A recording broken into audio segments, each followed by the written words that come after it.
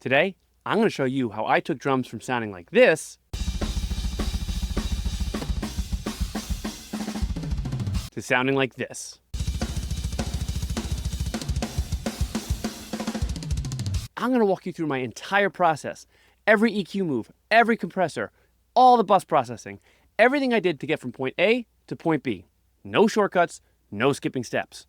By the end of this video, you're going to know exactly how to mix drums like this yourself. All right, let's pull up the session.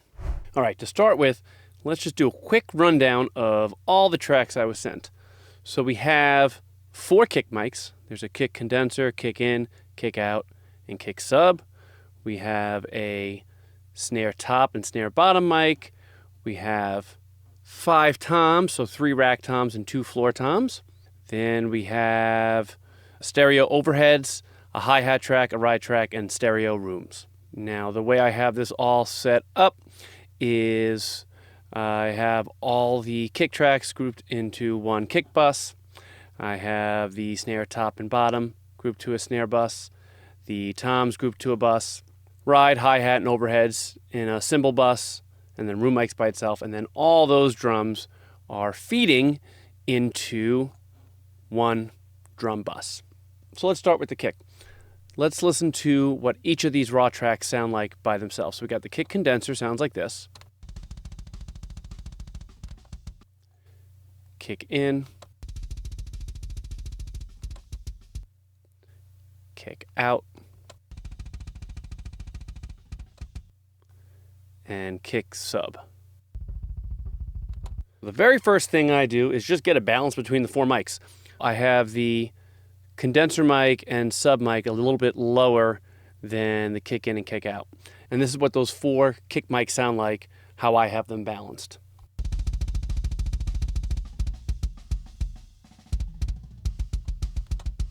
The only processing I'm doing on the individual kicks right now is getting rid of the bleed.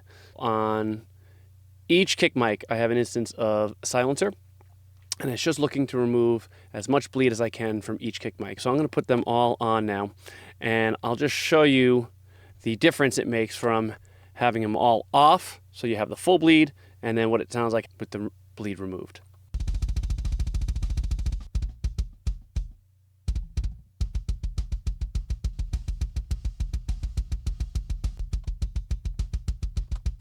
So really nice and clean, gives us a great foundation to start processing the kick. I have all 4 of these kicks going to a kick bus. This is now where I'm doing a bulk of my processing. I'm using an SSL channel strip, and I'm just using the EQ section on it.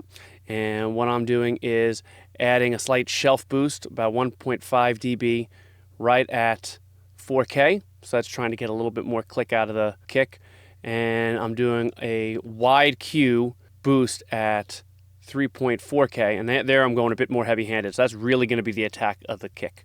Then I'm doing another boost at 2.5K, a little bit narrower, and we're doing a 3 dB boost there. I'm just trying to get more attack out of the beater head of the kick. So let's check it out with it off and on.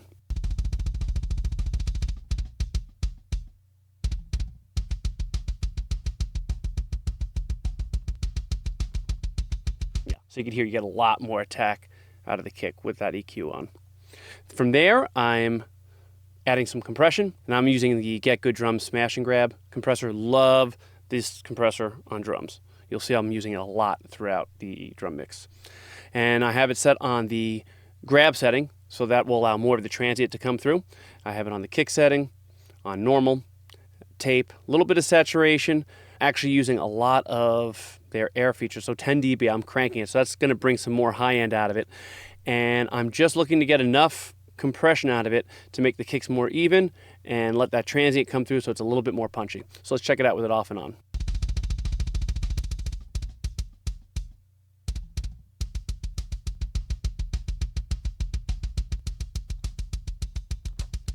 You can hear that compressor is making the kick more even, and we're getting a little bit more attack out of the kick. From there, I'm just doing some high-pass filtering to remove all that sub-energy that we don't need. With all the processing we're doing, it starts to build up, especially when you start compressing the drums. So I'm just looking to remove some of the unnecessary sub-energy from the kick. And then from there, I have the kicks going to a clipper. Now, clippers are awesome for drum shells because what it allows you to do is you could raise the perceived volume of the shell without actually making it louder. And what this allows you to do is to get your drum shells, the kick, snare, and toms, loud without it acting too hard on either your drum bus compressor or on your mix bus compressor, because what it's doing is all those pokey transients of the kick, the snare, the toms, it's cutting those off, so it's not causing that compressor to act and start to pump. It really shouldn't sound too much different, but what you're going to notice is how much it's actually shaving off of the transient.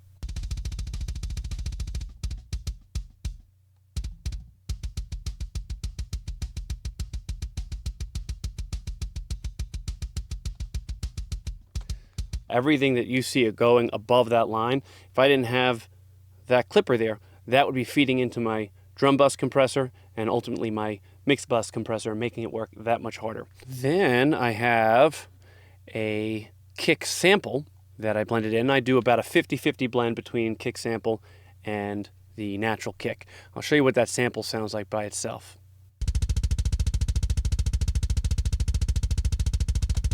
So a nice, clicky, punchy kick. One thing to really make sure is that whatever sample you use, it's in phase alignment with the actual mics, which you can see here. I have it perfectly phase matched. Now let's check out what it sounds like with the sample off and with the sample on.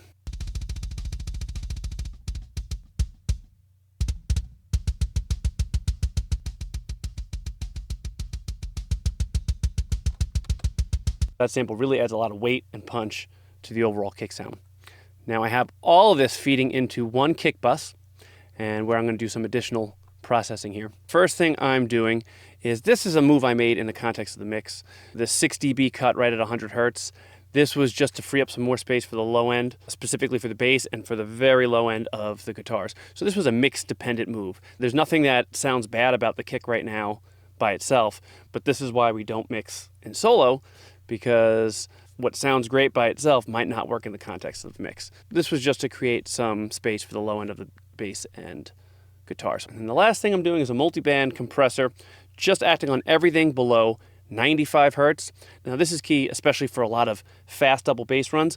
That sub energy of the kick could really build up and it could really just take over the whole mix. I have the attack set really slow at 500 milliseconds. This way it's not really acting on individual kick hits, but when the kick drum is going really, really fast and that sub energy starts to build up, that's when the compressor is really going to clamp down and tame that sub energy. I'll show you leading right before that double bass part. You can see how it's not really acting much, and then once it gets into that double bass, how it's really going to act to keep that sub energy under control.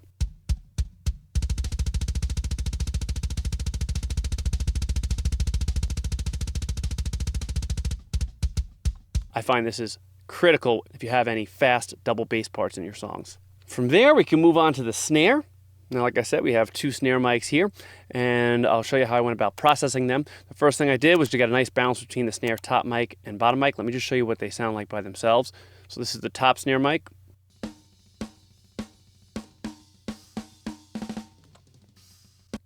And the bottom snare mic.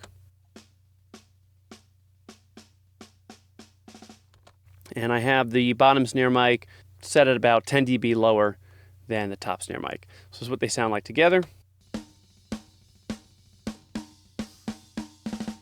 Now in terms of processing, if we look at the bottom snare mic, I'm now using deep lead, which is very similar to silencer. I just like how deep lead sounds better on snare drums. I'm doing a fair amount of deep lead, longer release and a longer hold to really let the sustain of the snare come through. And then I felt the bottom snare just had a little bit too much top end and kind of had an annoying sound to it at around 12 and 13 kilohertz.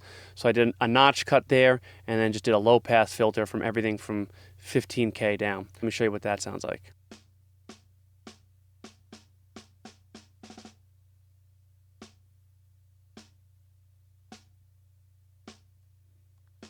For the top snare mic, just have deep lead on it. The top snare mic by itself sounded pretty darn good. So now I have the top and bottom snare mic going to a snare bus. This is where, again, I'm doing most of my processing. I'm using the SSL channel strip, just using the EQ, and I'm doing a pretty aggressive high shelf boost. I'm doing almost 11 dB boost at 1.5K. See, this is the beauty of using the bleed. Since we got rid of so much of that cymbal bleed in the snare mic, we could really now push the EQ without too much cymbal bleed, just killing our snare sound. Doing a pretty aggressive cut at 1.1K, so 6 dB cut, pretty tight notch. That's kind of getting rid of some of that kind of honky type of sound that you could get on your snare drum. Then at the fundamental frequency of the snare, so this was right at about 210 hertz, I'm doing a tight boost to try and get more thump and whack. Let's see how that sounds with it off and on.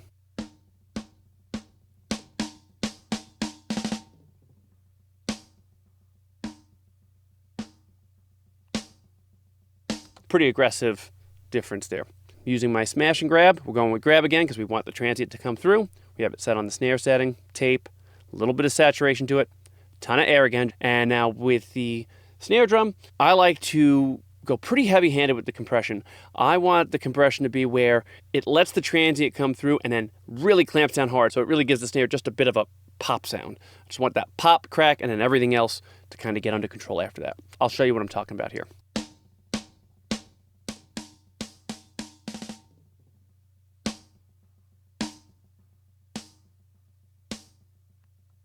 It's really just allowing that snare to be just a quick pop, and then it goes away. And just like the kick, we're doing the same thing with the clipper for the same reasons. And then just like with the kick, I got a snare sample that I blended in. I used a snare sample that was roughly the same frequency as the actual snare, so I was just looking to reinforce what we already had. And the same thing with the kick, made sure it was in phase alignment. So let me show you what that snare sample sounds like by itself.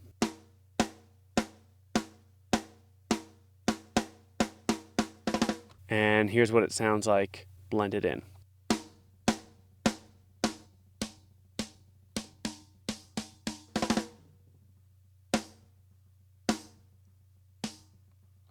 Really adds a nice crack to the snare. Now onto the toms. These were just recorded incredibly well. I'll show you what they sound like completely raw. Yeah, really recorded well. That's like a gift as a mixing engineer when you get drum sent like this. Now, looking at the individual tracks, all I'm doing is debleeding them, just trying to get rid of that last little bit of cymbal bleed and mic bleed. And then for each one, I'm doing a varying boost on the high end just to try and get more stick attack out of it. So like on the tom 1, I'm doing a 5 dB boost at 2K, and then they're all pretty similar. If we look at the second tom, okay, this was a 6 dB boost. So that was all just based on what I was hearing, how much more stick attack I wanted to get out of each of the toms. Here's all the toms without any individual processing, and then I'll throw the processing on.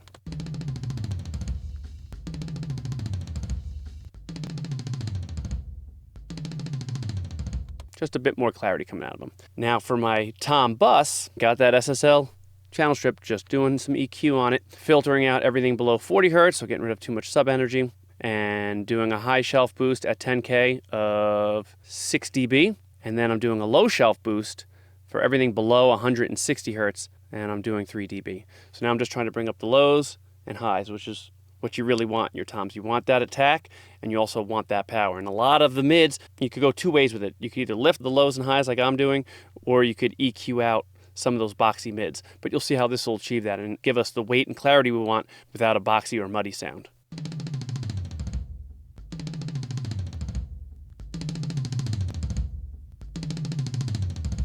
And then from there, I'm doing additional boost at 2K. And then again, adding some compression. We're on toms, some saturation, a ton more air, get that brightness out of it. We're on the grab feature because we want to let that transient come through. And let's check out how that sounds.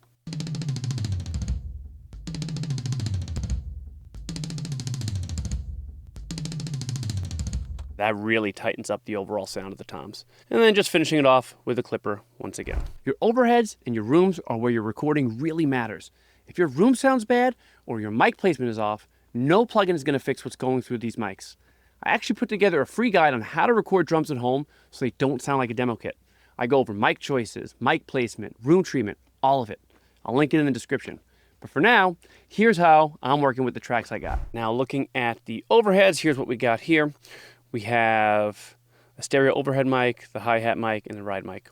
So on the Hi-hat and ride, I'm just looking to get rid of all the low end that we don't need.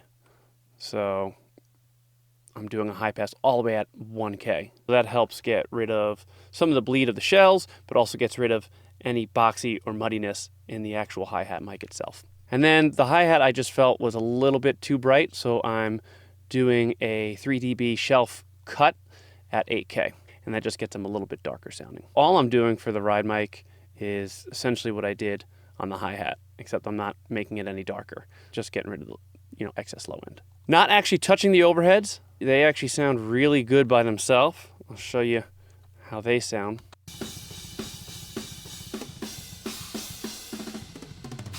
That's just great sounding overheads.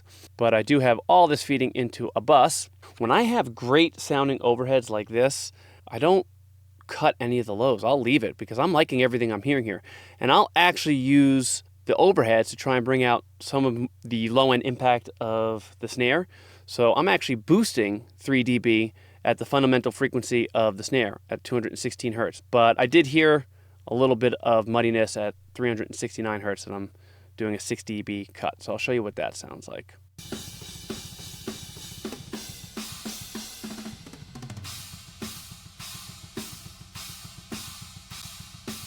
And then just doing a slight reduction at everything above 10K with a high shelf, so 1.5 dB cut. I just like darker sounding cymbals. I like how they sit in the mix better. Last thing we have to look at is the room mics. So here's what the raw room mics sound like.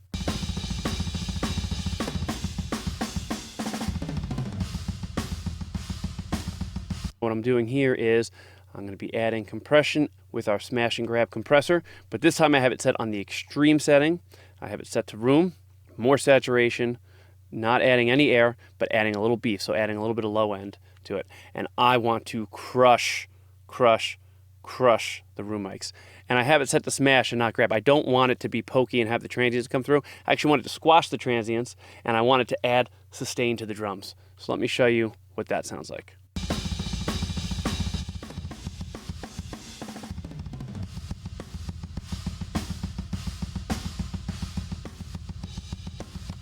With all that compression, the one thing I'm not liking is I am hearing a little bit too much of the cymbals coming through now. For the room mics, I really want it to be extending the sustain of the shells, so the kick, snare, and toms. I don't want a ton of cymbals in it. So I'm doing a low pass filter at 3K to try and get rid of as much of the cymbals as I can.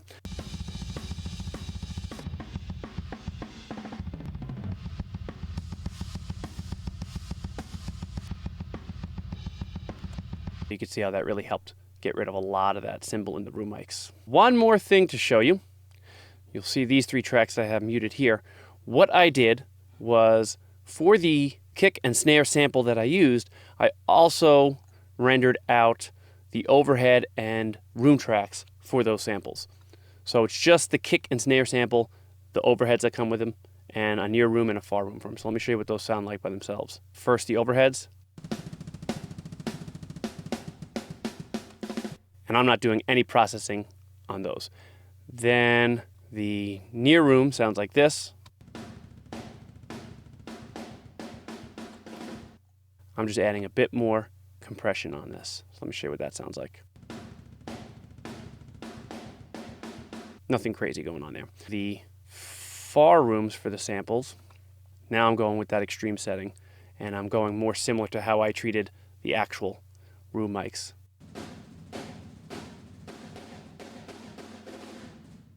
All of this is feeding into a drum bus. And the first thing I have on there is another instance of the SSL channel strip, but again, I'm just using the EQ. Now this, I don't always add any EQ to my bus. This is just if in the context of the mix, I'm liking how the overall drum sound sounds, but I just feel like it needs a little something as a whole, I'll throw this on. And in this case, I'm just doing a 2 dB shelf boost at 8K.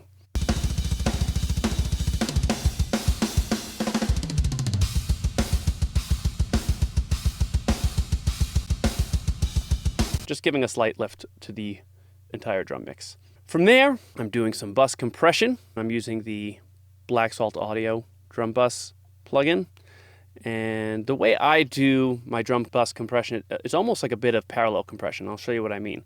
So I have a slow attack. I want the transients to come through. I'm doing a fair amount of compression. The tone, I have it set so it's a bit brighter. And then the heat and salt, I think this is just their form of saturation. I don't really know exactly what these are doing. I just kind of play with it till it sounded good.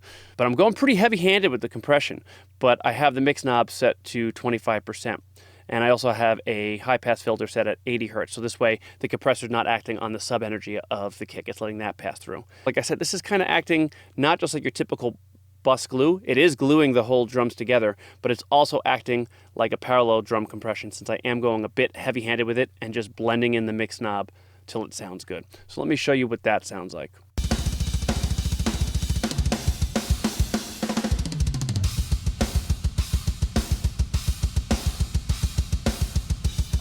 It does add glue. It makes the whole drum mix sound a bit more cohesive, but with that slow attack, it actually makes the drum sound a bit more punchy because you could hear those initial transients of the kick, snare, and toms cutting through that much more. So I really, really, really like that. The very last thing I'm doing, and I covered this in my video going over how to make choruses sound bigger, is I do add a parallel drum compression, but I only put it in on sections that really need to stand out. So choruses, heavy breakdowns, things like that. And this is a very aggressive sounding compression, but when blended in with the drums, it makes them just sound that much bigger, gives them that much more impact, and makes the sections that need to stand out that much more. This is the compression by itself. In the context of the drum mix, I'll just kind of have it going on and off.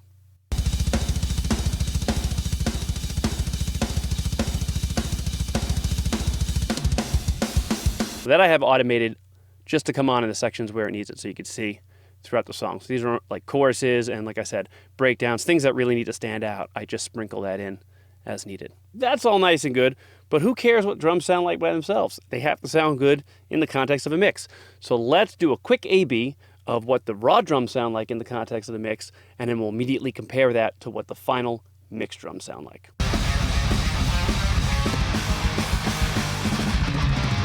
Crushing stones, so fill us and set me.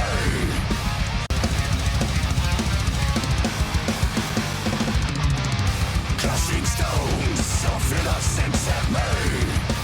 Now, the important thing to remember in all of this is the mix is only as good as what you give it. If your raw drums sound like a demo kit going in, no amount of processing is going to save them. That's why I put together a free guide called the How to Record Your Drums at Home so they don't sound like a demo kit. It covers everything. Choosing the right room, mic choices, mic placement, all the stuff that happens before you hit record that makes or breaks your drum sound. The link's in the description. Grab that, and the next time you sit down to mix drums, you're going to be starting from a way better place. And if you've got a song that needs to be mixed and you don't want to do it yourself, I mix records. That's what I do. Check out my mixing services. I also link that in the description. Now I want to hear from you. Drop a comment and tell me what you're struggling with most when it comes to mixing drums. Is it the kick, the snare, getting everything to glue together on the bus? Let me know, because that's going to help me figure out what I should cover next. If this video helped you out, hit like, subscribe, and I'll catch you on the next one.